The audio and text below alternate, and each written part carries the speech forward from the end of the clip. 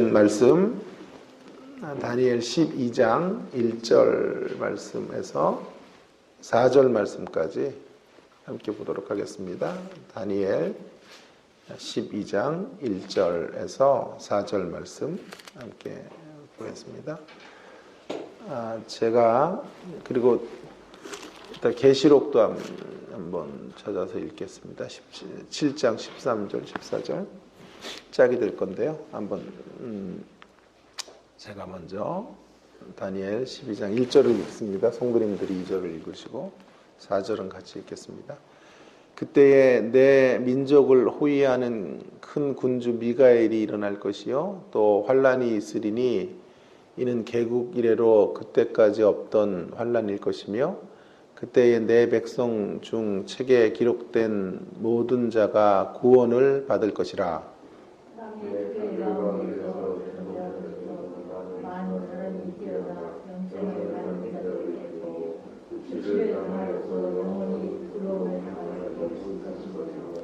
지혜 있는 자는 궁창의 빛과 같이 빛날 것이요 많은 사람을 옳은 대로 돌아오게 한 자는 별과 같이 영원토록 빛나리라. 다니엘아, 마지막 때까지 이 말을 간수하고 이 글을 봉함하라. 많은 사람이 빨리 왕래하며 지식이 더하리라. 아멘.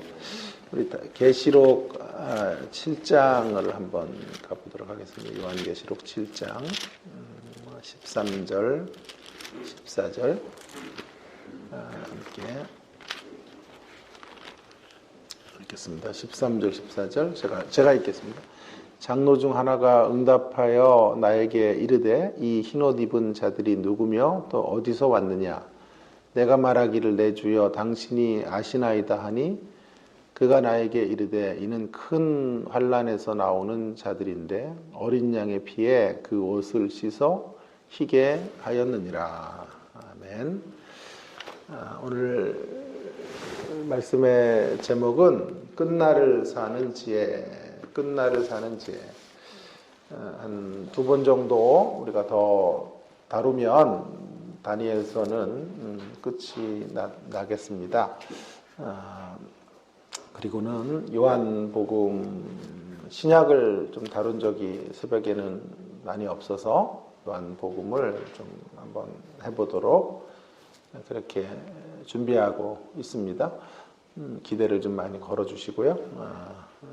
환호도 좀 해주시고 좀 해주세요. 오늘 첫 번째 12장 첫 번째 시간 끝날을 사는 지혜. 이 종말에 대한 열풍은 식을 줄 모르는 것 같습니다. 사람들이 늘 우주적 종말에 대해서 관심을 갖는 것을 보게 됩니다. 세상 끝날에 어떤 일들이 일어날 것인가? 적그리스도는 과연 누가 될 것인가? 이런 흥미로운 질문들이 계속 꼬리에 꼬리를 물고 점점 이렇게 확장되어져 가고 있는 것을 우리가 보게 됩니다. 그게 꼭 나쁜 것만은 아니죠. 그래서 종말을 잘 준비할 수 있다면 문제가 되는 것이 아닌데요. 문제는 그런 과정에서 성경을 잘못 오해하거나 또 성경 밖의 상상력, 성경 안에 있는 내용들을 주축으로 상상하기보다 어떤 성경 밖에 있는 시중에 떠도는 불건전한 종말의 가르침에 현혹되는 그런 경우들이 많이 생기는 것입니다. 우리가 종말, 끝날에 대한 이야기를 할 때 중요한 것은요, 성경이 종말을 어떤 식으로 이렇게 기술하고 있는지를 잘 생각해 보셔야 되는데, 성경은 종말을 다룰 때 두 가지 이런 어떤 균형을 가지고 종말의 문제를 논의하는 것을 보게 됩니다. 드러냄과 숨김. 이것이 종말을 기술하는 형식인데요. 드러내고 또 숨겨요. 그러니까 그것을 좀 어려운 말인가요? 공개된 비밀로 한다는 거죠. 이 면에서 우리가 오해가 없어야 됩니다. 공개하신다고요. 계시로 보여주시는 거예요.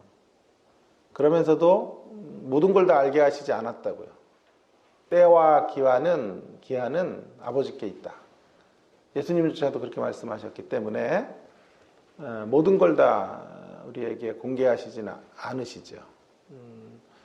어떤 종말론자들은 우리 교파만 오면, 우리 교단만 들어오면, 우리 교회만 오면 속 시원하게 종말의 모든 해법을 주겠다. 그렇게 말하는 분들이 계시죠. 그런 분들은 이런 종말에 대한 모든 계시를 다 드러낼 수 있다고 보는 것이죠. 예수님보다 더 앞서가는 사람들이죠. 또 어떤 분들은 종말을 이야기하면 아무것도 모른다. 종말은 아예 손을 대지도 않으려고 하는 이런 기피증을 갖는 분들이 계세요. 그런 분들은 종말의 계시를 통해 선명하게 드러낸 메시지들을 간과하고 있는 것입니다.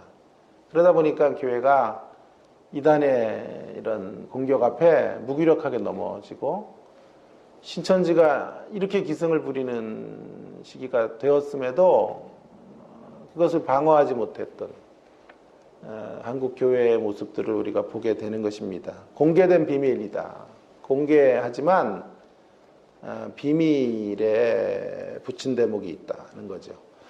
그러니까 이런 뜻이겠습니다. 종말에 대한 기본적인 메시지는 너무도 선명하게 공개되어져 있어요.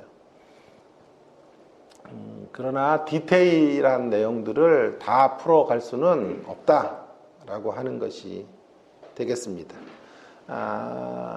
그래서 종말을 사는 어떤 이런 삶을 성경은 자극해요. 정신 차려 살아라.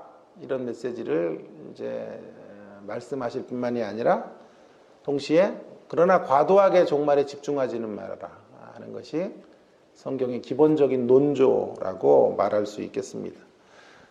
또 한 가지 끝날을 사는 지혜를 들어가기에 앞서 우리가 좀 생각해야 될 것은 뭐냐 하면 우리가 우주적 종말에 대해서 늘 관심을 갖고 지구가 언제 끝나나 세상 마지막 때가 언제인가 이런 쪽에 굉장히 많은 추론과 생각들 또 논의들을 하고 있습니다만은 제가 보기에는요, 이 우주적 종말을 늘 어떤 빛 아래서 봐야 되냐 하면 개인적 종말과 연관해서 살펴봐야 된다고 생각합니다.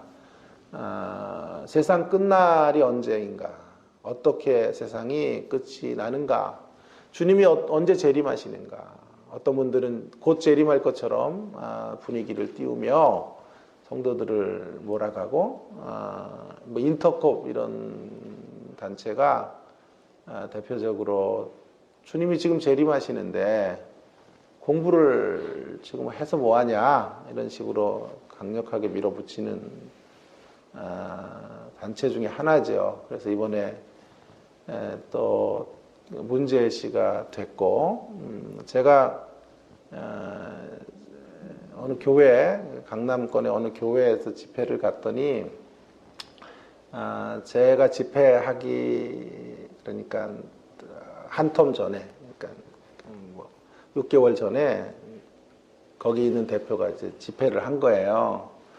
근데 목사님은 이제 청빙에 오셔서 얼마 안 돼서 좀 센 강사를 모셔서 집회를 한 건데 교회가 난리가 났죠. 집회 중에 수석 장로님 아들이 서울 의대를 다니는데 은혜를 받은 거예요. 그래서 학교를 자퇴를 하겠다는 거예요. 왜냐하면 지금 땅끝으로 가야 되고 지금 선교지로 가야 되는데 공부를 할 수 있는 그런 한가로운 시간이 어디 있겠냐. 그래서 그걸 만류를 했는데 학교를 자퇴를 해버리고 그러니까 학교를 완전히 포기를 하고 중동 지역의 선교사로 가겠다고 자원을 하게 된 것이죠. 그래서 그 장로님이 목사 책임이다 이거는 강사를 잘못 선정한 처음부터 저를 불렀으면 되는 건데 그렇게 안목들이 없어요. 그래가지고 저에게 종말에 대해서 다시 좀 이렇게 잘 해주셔야 된다 그런 아픔을 겪고 너무 힘든 지금 6개월 시간을 보냈기 때문에 저에게 그런 부탁을 하는 말씀 제가 들었어요. 그런 것이죠. 이런 우주적 종말이 지금 코앞에 있기 때문에 빨리 우리가 세계 선교를 향해 가야 된다. 선교를 하자는 것은 굉장히 좋은 취지이지만 성경에 대한 종말에 대한 논의가 잘못된 것이죠. 그리스도의 재림의 날이 언제인가 이런 것을 우리가 자꾸 맞추려고 할 게 아니고요. 여러분, 그리스도께서 재림하시는 것과 우리가 그리스도에게로 가는 게 같은 의미예요, 사실. 그죠? 그리스도가 오시느냐, 우리가 가느냐의 문제인데, 주님이 오시지 않아도, 재림하시지 않아도 우리의 인생의 시간이 끝나면 주님 앞에 서는 거거든요. 그런 의미에서 개인적으로 내가 맞이해야 될 끝날은 실존적으로 우주적 종말과 결코 다른 게 아니에요. 이렇게 생각하면 매우 간단한 문제를 자꾸 이상한 억측과 말도 안 되는 논리들을 부여해서 성도들을 미혹하는 것은 정말 악한 것이고 결코 동의할 수 없는 주장이다라고 말씀드리고 싶습니다. 그래서 우주적 종말에 앞서서 우리가 늘 우주적 종말의 이야기를 우리는 개인적, 실존적 종말에 대한 논의와 함께 반드시 연결해서 풀어가야 한다라고 말하고 싶습니다. 자, 이제 이런 사전 준비를 가지고 이제 오늘 좀 본문의 이야기로 좀 들어가기 원하는데요. 끝날, 종말이죠. 끝날 같은 현실, 오늘 속에 우리가 어떻게 살아야 하는가? 대전제 첫 번째 메시지는 끝날 같은 현실이 진정한 끝이 아님을 기억하며 살아야 한다라는 것이 결론적인 답이 되겠습니다. 자, 먼저 이 끝날과 같은 상황이 어떤지 다니엘서를 통해 좀 확인해 보려고 하는 건데요. 12장 1절을 좀 보시면 그때 내 민족을 호위하는 큰 군주 미가엘이 일어날 것이요 또 환란이 있을 거예요. 이는 개국 이래로 그때까지 없었던 환란, 그러니까 역사 이래로 없었던 환란이라고 말하는 걸 보니까 대환란이죠. 큰 환란이죠. 그 큰 환란의 때가 올 것이다. 이렇게 성경이 지금 말씀하시고 계시는데요. 그 큰 환란의 때, 참으로 어려운 이때가 언제일까? 이런 게 이제 호기심인데, 우리의 관심인데요. 적그리스도가 도래할 때, 역사 끝으로 이제 이 이야기가 밀려가게 되는 거거든요. 그럼 아직은 큰 환란이 없는 거잖아요. 이런 문제가 참 쉽지 않은데, 그러면 인류의 역사를 뭐 100으로 축약한다면 100 가운데 99는 큰 환란이 없는 거거든요. 적그리스도를 아직 안 만났으니까. 그 중에 100분의 1의 사람이 큰 환란을 만난다면, 만약 그렇게 간다면 사실 큰 환란은 크게 걱정할 게 아닌 거예요. 그러니까 그게 저는 동의가 그런 쪽으로는 되지 않는다는 얘기예요. 그래서 이 큰 환란의 의미를 좀 잘 풀어야 되는데, 이따가 제가 계시록을 가지고 큰 환란이 뭔가 하는 문제를 좀 더 심도 깊게 이야기를 하겠습니다. 결론으로 이제 말하면요, 우리들이 당하는 삶의 자리가 전부 큰 환란의 자리이다.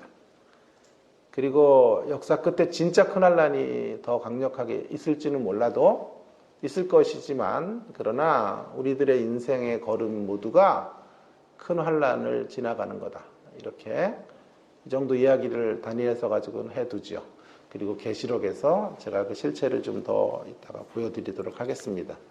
만일 우리의 삶 자체가 다 큰 환란이라면 인생은 고난과 죽음으로 점철된 삶의 자리이고, 그런 자리에서 우리는 신음하고 살 수밖에 없는 것이죠.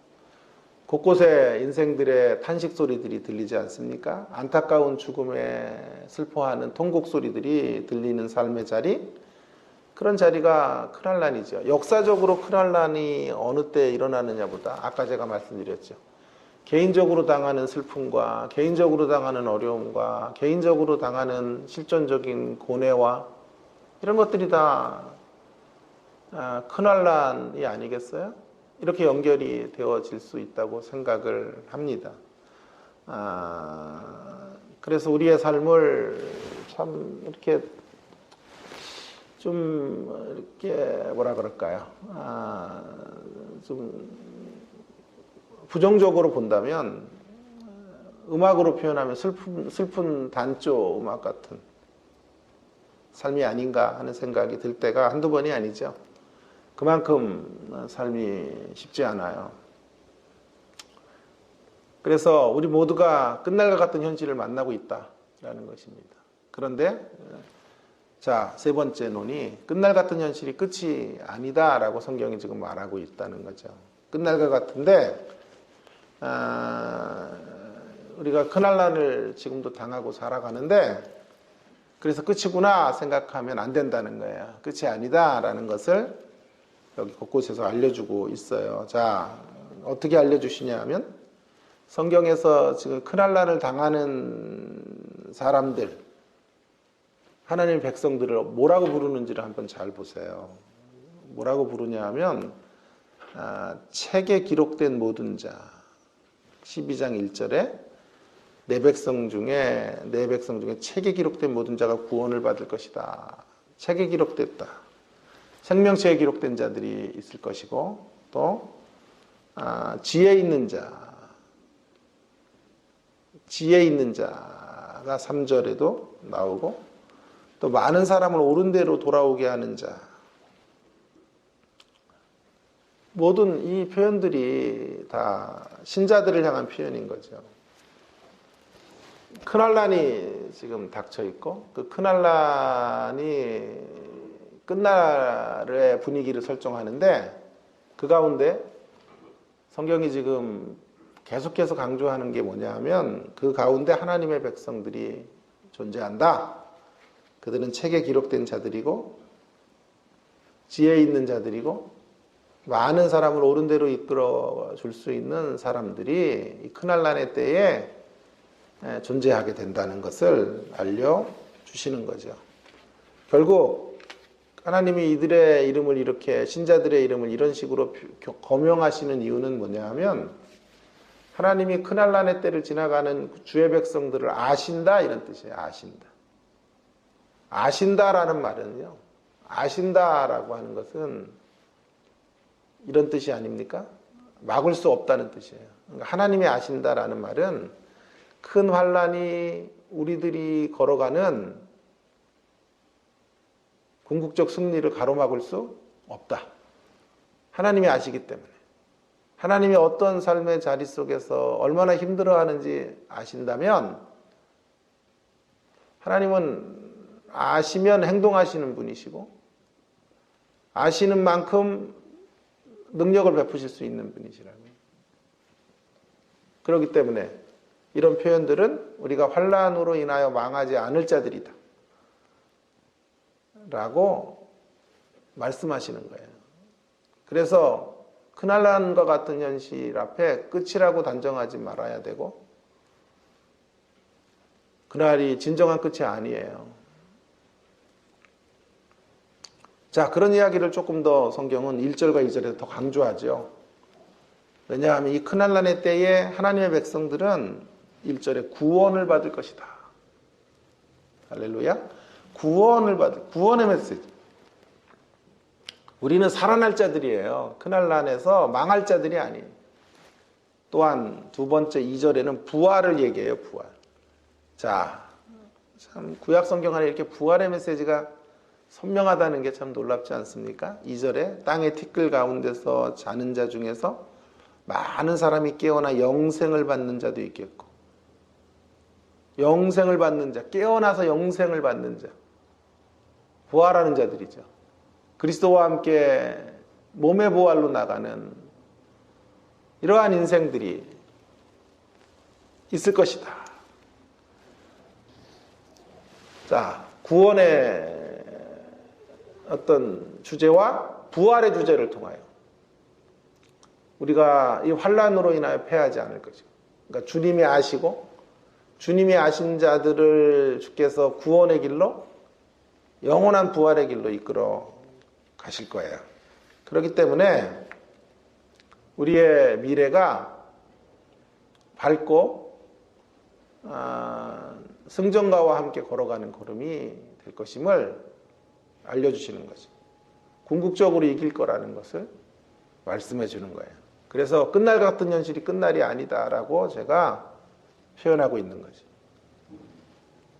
자, 그러면 누누이 강조하지만 궁극적으로만 이기면 되겠습니까? 오늘을 이겨야죠.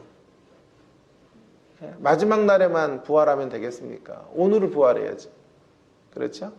그래서 제가 부활되어야 될 부활 이런 설교를 얼마 전에 했는데 내용은 기억 못해도 제목은 기억하시죠? 제목은 부활되어야 될 부활 그런 여러분 이야기를 제가 했는데 그 중에 부활의 현재성을 강조했잖아요. 이 부활은 최종 승리잖아요.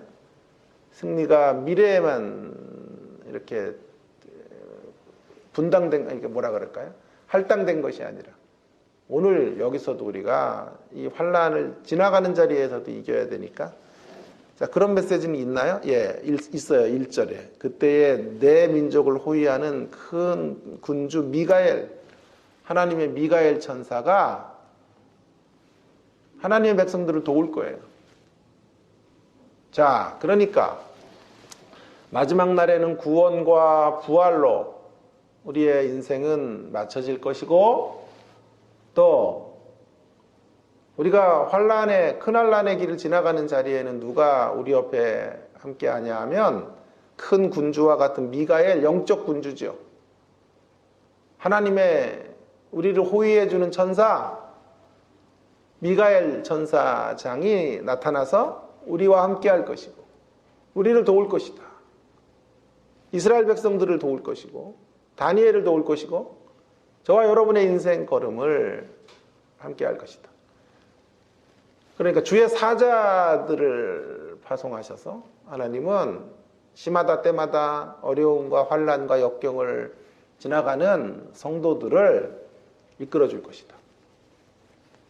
그렇게 성경이 말해주고 있는 것이죠. 궁극적인 이김과 현재적인 임재가 분명히 우리 가운데 있기 때문에 우리는 끝날 것 같은 상황 속에서 망하지 않고 그것으로 좌절할 필요가 없고요. 끝날 것 같은 현실이 진정한 끝이 아님을 확신하면서 믿음의 행보를 계속해 가야 한다. 그렇게 성경은 지금 강조하고 있는 것이죠. 주여 할렐루야.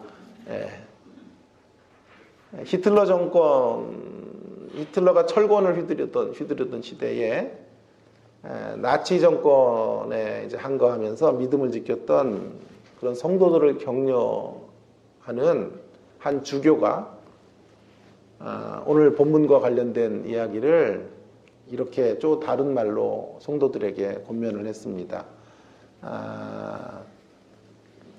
그런 어려운 상황 속에서도 성도들이 견딜 수 있고 일어설 수 있는 비밀을 이 주교가 말해줬는데요. 한번 그 문구를 제가 읽어볼게요. 견진성사는 가톨릭에서 행하는 이게 성령이 임하시도록 하는 의식인데요. 이런 견진성사 지원자들에게 나는 학습 내용 중 적어도 3단어만은 평생 간직하라. 이렇게 말해준다고 합니다. 3단어. 다른 건 다 잊어버려도 이 학습에 참여한 자들은 3단어만을 기억해야 돼요. 기회가 있을 때마다 나는 그들에게 이 3단어를 늘 말해준다는 거예요. 그 3단어가 무엇인지 아세요? 하나님이 이게 첫 번째 단어이고 여기 두 번째 단어이고 계시다. 하나님이 여기 계시다. 실망하셨어요? 너무 간단한 이야기를 해서 하나님이 여기 계시다. 고난의 파도가 밀려올 때 적그리스도의 세력과 같은 존재들이 여러 가지 이름으로 다가올 때 하나님이 어디 계시냐라고 소리치고 싶을 때 우리가 기억해야 될 중요한 세 단어는 하나님이 여기 계시다. 하나님이 이곳에 계시다. 라는 메시지입니다. 자, 그러면 그런 끝날 것 같은 날들을 인정하는 사람들은 그래서 궁극적으로 어디로 갈까요? 어떤 삶을 살까요? 오늘 3절과 4절에 나옵니다. 먼저 편의상 4절부터 읽어볼게요. 다니엘아 마지막 때까지 이 말을 간수하고 이 글을 봉함하라. 이 계시의 말씀을 잘 간수하고, 봉함하라는 말은요, 잘 보존하라는 뜻이에요. 간수와 봉함이 같은 말이에요. 신비하게 뭐 누구도 못 풀게 하라는 뜻이 아니라 잘 이 메시지가 훼손되지 않도록, 또 이상하게 변조되지 않도록, 누군가가 와서 잘못 조작하지 않도록 그렇게 하나님의 말씀을 잘 보존하고 보호해라, 이런 뜻이에요. 어느 때까지요? 많은 사람이 빨리 왕래하며 지식이 더하리라. 어떤 시대입니까? 우리 시대잖아요. 정보화 시대. 예? 지식이 점점 폭발하고 많은 사람이 빨리 왕래하고 전 세계가 일일 생활권으로. 그래서 정말 바쁜 사람은 뭐 도쿄에서 아침을 먹고 뭐 제주도 가서 점심을 먹고 뭐 그렇게 산대지 않습니까? 일일 생활권 안으로 빨리 서로 왕래할 수 있는 이런 세상이 이를 때까지 이 말씀을 잘 간수하고 오염되지 않도록 잘 보존해라, 이렇게 말씀하시는 거잖아요. 우리의 때를 예상하시고 바라보고 계시는 거죠. 그때까지 해야 될 일이 있는데 3절에 있어요. 지혜 있는 자는 궁창의 빛과 같이 빛날 것이요 많은 사람을 옳은 대로 돌아오게 하는 자는 별과 같이 영원토록 빛나리라. 이 성경 구절을 좋아하는 분들이 되게 많죠. 그래가지고 우리 학교 구약 교수도 자기 방에 늘 이걸 붙여놓고 이런 인생이 되기를 염원하는 그런 분들을 만나게 되는데요.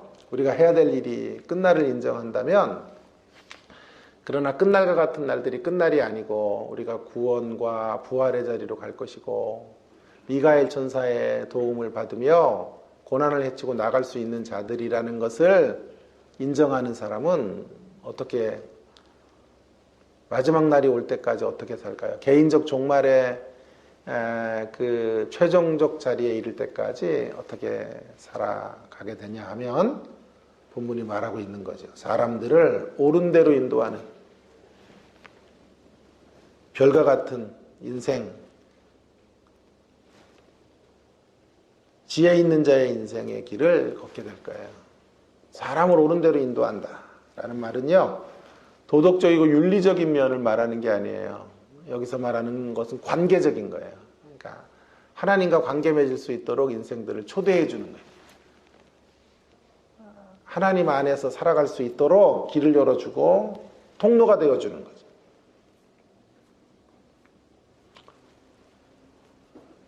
그런 인생들, 그런 인생이 별과 같이 영원토록 빛날 거예요. 그런 인생의 길을 걸어가게 되는 거예요.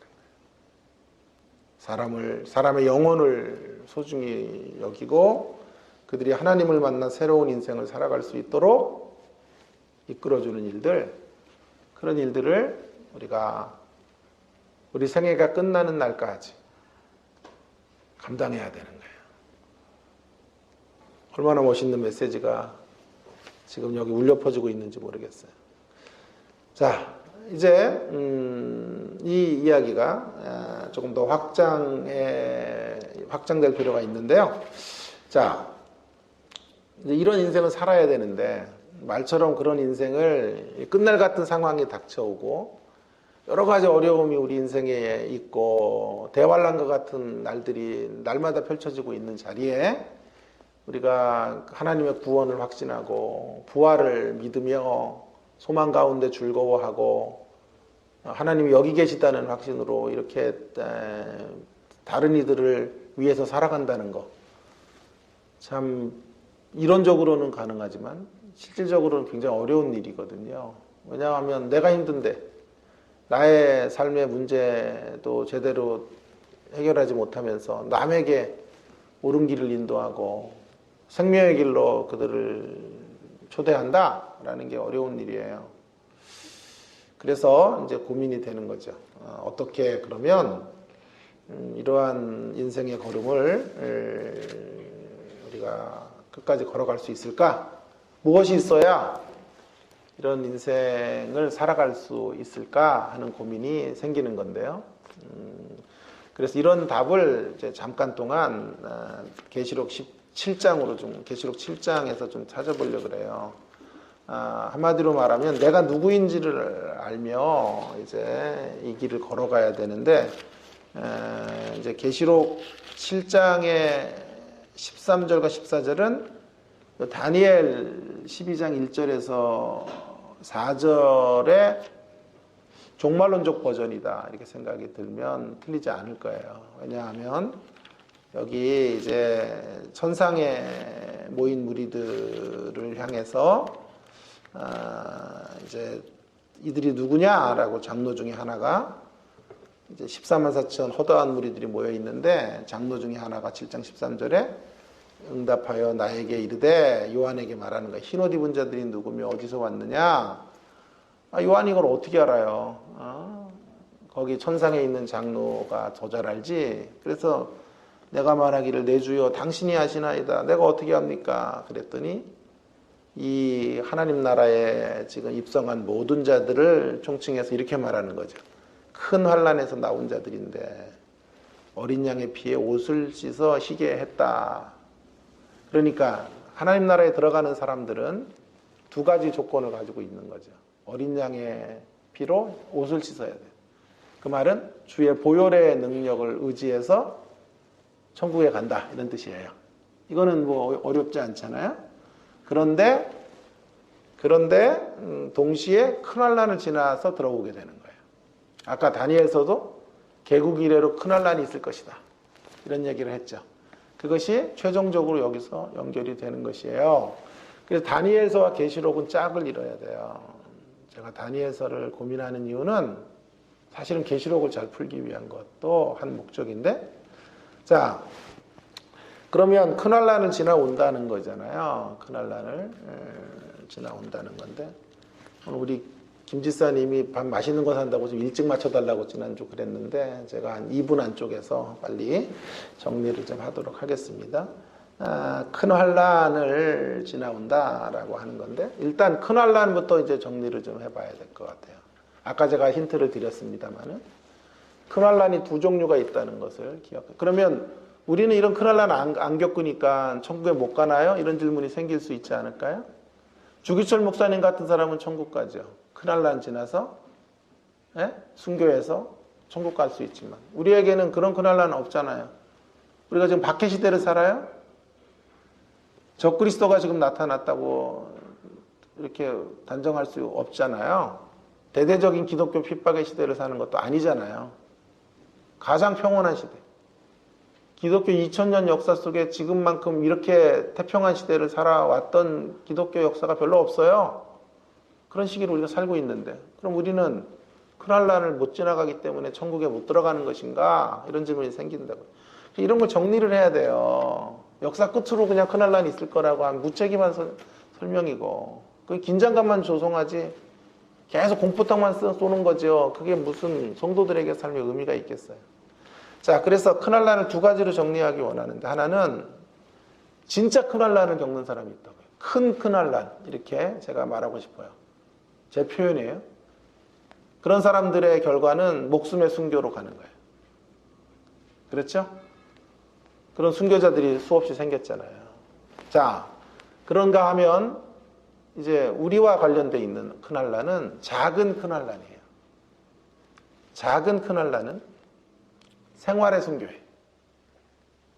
생활의 순교. 그리고 큰 환난의 종류가 두 가지, 목숨의 순교와 생활의 순교. 생활의 순교가요, 여러분, 큰 환난이에요. 그러면 우리도 여기 포함돼요.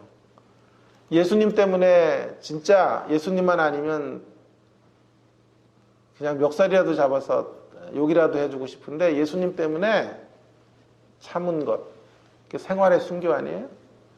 예수님 때문에 정말 좋은 말을 해야지. 인간 같지도 않아서 상종하기도 싫은데 예수님이 계셔서 같이 밥은 먹어야지. 이러면 생활에 숨긴 거예요. 작지만 큰알라니. 주기철 목사님급의 목숨의 순교는 아니지만 그래도 생활 속에 순교하고 있는 거거든요. 그런 모든 환난을 총칭해야 큰 환난이 풀린단 말이에요. 그리고 이런 것도 있어요. 체감온도라는 게 있어요. 어떤 사람에게는요, 우리에게는 아무것도 아닌 게 어떤 사람에게는 너무 큰 문제인 거예요. 맨날 악플을 달고 악플을 끌고 사는 사람들도 있어요. 수백 개, 수천 개의 악플을 달고 사는 사람도 있어도 끄떡 안 하지만 악플 하나가 달려서 생애를 포기하는 사람도 있다. 야, 그까짓 거 하나 악플 달렸다고 뭐 고민해? 나는 인생이 악플이다. 야. 그렇게 말하면 안 되는 거죠. 그 사람에게는 그 악플 하나가 인생을 끊을 만한 문제인 거죠. 제 딸이 이제 5살부터 지금 12살까지 머리를 길렀어요. 머리를 절대로 못 감게 하고, 이렇게 간단한 커트 정도는 해도 손을 못 대게 이렇게 하는 거예요. 근데 이번에 이제 중학교에 들어가면서 엄마가 막 꼬시고 돈도 몇만 원 줄 테니까 해가지고 머리를 좀 깎자 이렇게 한 거예요. 안 된다고 엄마는 하자 그러고 2시간을 막 실랑이를 하다가 끝내 머리를 집에서 이제 깎게 된 거예요. 깎는데 갑자기 비명 소리를 지르면서 막 난리가 난 거예요. 통곡을 하고 엄마 이게 뭐냐고 막 그러면 난리가 난 거예요. 자기가 자르려는 거기보다 엄마가 조금 더 잘랐다는 거예요. 그렇다고 이제 나는 학교도 안 갈 거고 이제 학원도 안 갈 테니까 책임지라고 막 울고 무슨 부모님 돌아가실 때나 우는 그 통곡에 눈물을 흘리고 막 저는 우리 딸 키우면서 그렇게 울었던 날은 처음인 거예요. 갑자기 제가 설교 준비하다가 승이 나가지고 또 와이프를 또 야단치니까 아니 설교나 준비하지 뭘 와가지고 이렇게 이런 거 참견하느냐. 많이 자르지도 않았는데 제가 저러는 거라고. 그래가지고 이제 씻기고 했더니 더 이뻐졌어요 조금. 그랬더니 마음에는 드네 그러면서 해결이 되었는데요. 만약에 거기보다 조금 더 잘랐으면 아마 우리 딸은 학교 자퇴했을지도 몰라요. 여러분 우리가 볼 때는 그까지 머리 조금 더 잘라도 아무거 아니잖아요. 다음에 기르면 되는 건데 그 아이의 눈높이에서는 그 머리를 어느 정도 자르느냐가 정말 가장 중요한 문제가 되는 것이에요. 이게 좋은 예인지는 모르겠는데 어쨌든 이런 큰 환난이라는 게 다 체감 온도가 있다는 거예요. 어떤 사람에게 그것이 너무 견디기 힘든 거면 그 사람에게 그건 큰 환난이라는 거예요. 자, 거기까지 합시다. 그래서 제가 지금 성경을 좀 따뜻하게 풀고 싶어서 그러는 거예요. 특정한 사람들의 이야기로만 이 큰 환난의 이야기를 연결하지 않고 우리의 이야기예요. 우리가 당하는 삶의 자리가 큰 환난인 거예요. 자, 그래서 생활 속의 순교를 하면 큰 환난이다. 더 인내하고 사는 게 큰 환난이다. 그 큰 환난의 자리를 통과하는데 결국 그러면 우리는 누구인가를 알아야만 마지막 시대에 하나님의 뜻을 따라 살아갈 수 있다. 큰 환난이 우리에게 있다고. 우리는 누구냐 하면요. 큰 환난으로 공격당하는 자예요, 우리가. 이 말이 굉장히 중요한 말이에요. 큰 환난으로 공격당하는 자가 우리란 말이죠. 이 큰 환난을 누가 보내는 거죠? 사단이 보내는 거잖아요. 악의 세력들이 보내는 거잖아요. 그렇죠? 악의 세력들이 우리에게 큰 환난을 보낸다라는 말은 그러니까 무섭다. 이렇게 1차적으로 갈 수 있겠지만 뒤집어야 돼요, 거꾸로. 악의 세력이 우리에게 강력한 큰 환난을 보낸다는 말은 우리가 시시하지 않다는 뜻이지. 우리가 시시하면 작은 환난이나 환난 없이도 넘어지면 미풍 보내서 넘어지고 개울가에서 넘어지면 악은 이렇게 광란의 어떤 공격을 펼치지 않겠죠. 그런데 우리를 넘어뜨리기가 너무 힘든 존재인 거죠, 우리가. 그러니까 큰 환난을 보내는 거예요. 가장 센 거를 보낸다 이 말이에요. 그 말은 또 반대로 뒤집으면 큰 환난의 공격을 당하는 자들이라는 말은 반대로 뒤집으면 우리가 누구냐 하면 빼앗겨서는 안 되는 소중한 것들을 가지고 있는 생애들이다. 빼앗겨서는 안 되는 소중한 것들을 빼앗으려고 공격하는 거잖아요. 빼앗기 힘드니까 총력전 벌이는 거 아니에요? 우리나라 하키팀이 실력이 좋으면 저쪽은 국가대표가 나올 건데, 실력이 엉성하면 미국의 하키팀과 붙을 때 고등학교 팀 보낸단 말이에요.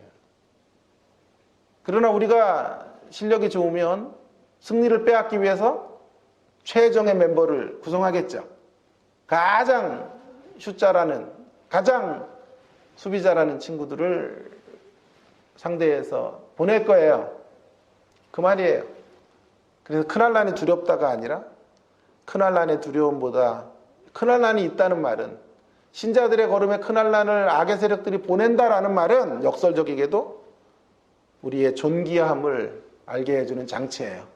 우리가 이렇게 존귀한 자들이에요. 사단이 삼위일체 세력으로 힘을 합쳐서 악의 세력들이 총 규합해서 우리를 공격해요. 그만큼 우리 안에 대단한 것들이 있는 거예요.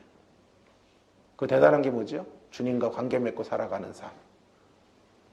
하나님 안에서 이 땅을 주의 은혜 가운데 살아가는 그런 삶을 우리가 살게 된 자들이에요.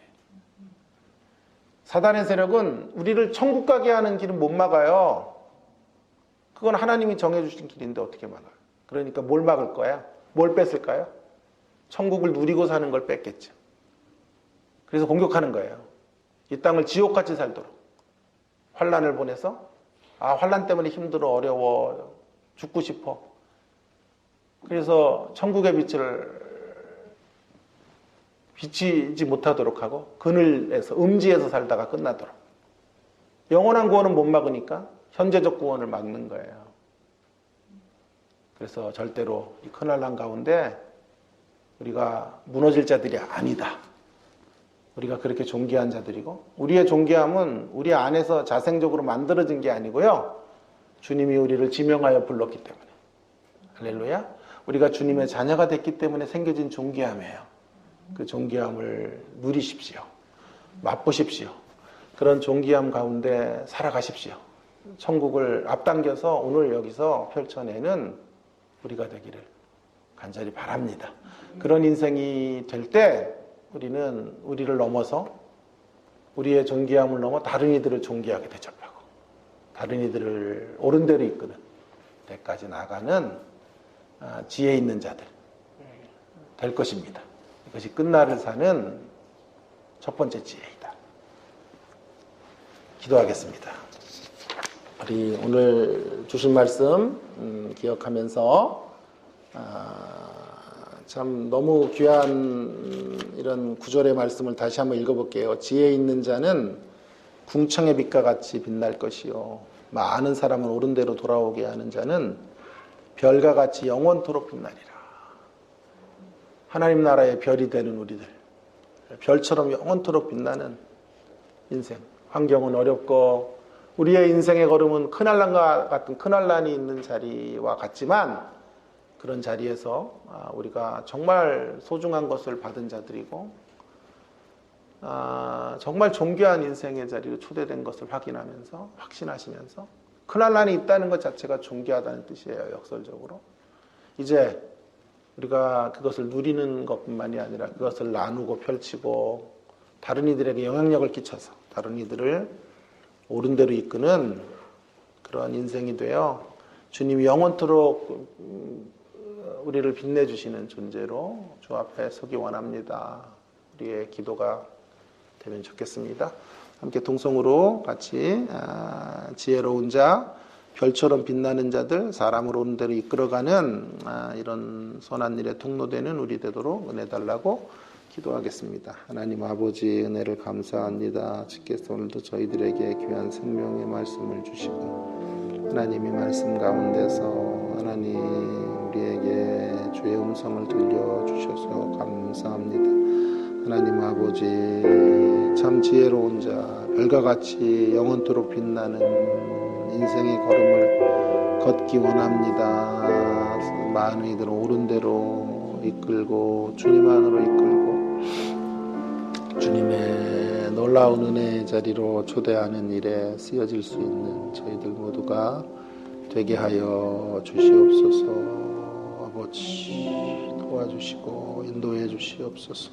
주님이 기뻐하시는 인생, 지혜롭고 궁창의 빛과 같이 빛나는 인생, 별과 같이 반짝이는 인생으로 영원토록 하나님 앞에 설 수 있도록, 하나님의 놀라운 칭찬의 인생이 되도록 하나님 아버지 은혜를 우리에게 허락하여 주시기를 원합니다. 하나님 아버지, 영혼을 사랑하고 인생들을 주 앞에 초대하고 하나님의 백성 삼는 일에 하나님 전력을 다하고 하나님 이 빛을 전달하는 하나님의 사람들로 설 수 있도록 인도해 주시고 역사해 주시고, 아버지 하나님의 뜻을 따라 아름답게 쓰여지는 선한 일의 통로가 되도록 함께하여 주시옵소서. 하나님 아버지, 우리가 얼마나 존귀한 자들인지, 하나님 아버지 정말 빼앗겨서는 안 되는 것들을 소유한 생애드림을 확인하고 주여 주의 신실하신 뜻을 이루어갈 수 있도록 함께해 주시옵소서. 우리 계속해서 교회를 위해서 기도하기 원합니다. 교회가 존재하는 목적, 오늘 3절의 말씀입니다. 많은 사람은 옳은 대로 돌아오게 하는 일, 그 일을 감당하라고 하나님 교회를 불러주신 거예요. 주님의 십자가가 설립되고 또 오늘까지 존재하는 이유, 바로 여기에 있습니다. 많은 사람을 옳은 대로 이끄는 하나님과의 관계 안으로 초대하는 일들, 우리 교회가 존재하는 날까지 우리가 이 사명, 이 영원 구령의 사명들 끝까지 감당하는 그런 하나님의 교회로 세워달라고 기도해 주시기 바라고요. 주일 예배 부족한 제가 또 설교를 맡게 되었는데 정말 두렵고 떨림으로 매주 강단에 제가 씁니다. 하나님의 말씀을 잘 분별하여 전하고 무엇보다도 깊은 깨달음을 성도님들에게 전하고 그 깨달음 속에서 우리가 새로워지는 그런 주일의 예배가 되도록 함께 해달라고 기도해 주시고, 우리 노부모님들 연약함 가운데 또 질병 가운데 있는 노년의 생애를 마감하시는 부모님들의 삶을 위해서 좀 기도해 주시기 바랍니다. 속사람이 날로 강건하게 하시고 소망이 흐려지지 않도록, 또 큰 질병이 찾아오시지 않도록, 또 이왕이면 하나님 평안함 속에서, 육체의 강건함 속에서 사시다가 주의 품에 안기시는 그런 놀라운 은혜가 있도록 위해서 기도해 주시기 바라고, 또 경제적으로 어려운 분들도 있고 코로나의 타격으로 힘들어하는 지체들 위해서 함께 기도하고 마무리하겠습니다. 기도하십시다. 하나님 아버지, 오늘도 우리 교회를 세워주셔서 감사합니다. 주님의 십자가 교회, 하나님의 뜻을 이루고 하나님의 영광을 나타내고 하나님의 권능의 통로로 쓰여질 수 있도록 인도하여 주시옵소서. 역사에 주시기를 원합니다. 하나님 아버지, 주님의 십자가 교회가 하나님 아버지 주님 앞에 인정받는 교회이기 원합니다. 많은 이들을 옳은 대로 돌아오게 하는 별과 같이 영원토록 빛나는 사역에 쓰여질 수 있도록 하나님 은혜를 베풀어 주시고, 하나님 주일의 예배 속에 깊은 깨달음을 우리에게 주시고 하나님 앞에 새롭게 온전하게 설 수 있는 저희들의 심령이 갈아엎어지도록 인도해 주옵소서. 연약한 지체들, 여러 가지 어려움 속에 있는 공고한 분들 돌아봐 주시고, 특별히 우리 노부모님들의 남겨진 삶을 하나님께 위탁합니다. 하나님 붙잡으시고 인도하시고 하나님의 놀라운 영광 가운데 선하고 아름답게 하나님 남은 생애를 잘 행복 가운데 가족들의 보살핌 속에 마감하실 수 있도록 하나님 아버지 도와주시고 긍휼을 베풀어 주시고 하나님 아버지 위로와 평강으로 함께하여 주시기를 간절히 원합니다. 하나님 아버지, 오늘 저희들에게 끝날을 사는 지혜에 대하여 말씀해 주셔서 감사드립니다. 우리의 생애가 맞춰지는 날까지 지혜 있는 자들로 하나님 궁창의 빛과 같이 빛나는 인생들로 많은 사람들을 옳은대로 돌아서게 하는 별과 같이 그렇게 반짝이는 인생의 걸음을 걸어갈 수 있도록 함께하여 주시옵소서. 하나님, 우리 주님의 십자가 교회를 하나님 세워주셔서 감사합니다.